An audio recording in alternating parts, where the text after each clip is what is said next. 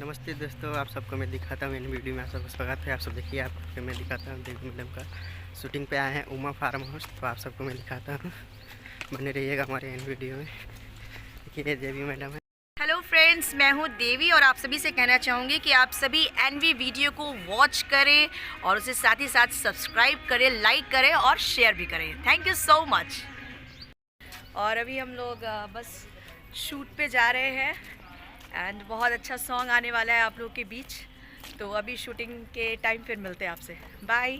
Shooting पे तैयारी में है, आप सब देख सकते हैं प्यारा लग रहा है। तो देख सकते हैं देवी मैडम जा रहे हैं।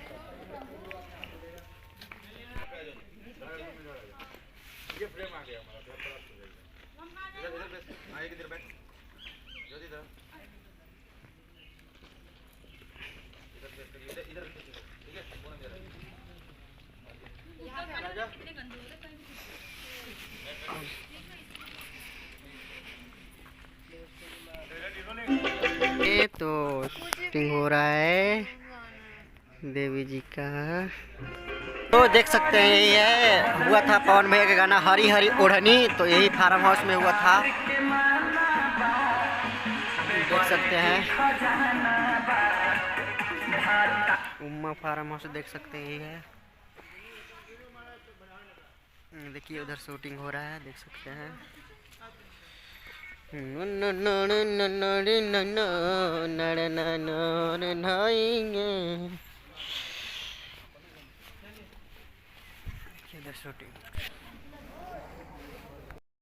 दोस्तों देख सकते हैं हरी हरी ओढ़नी यहीं पे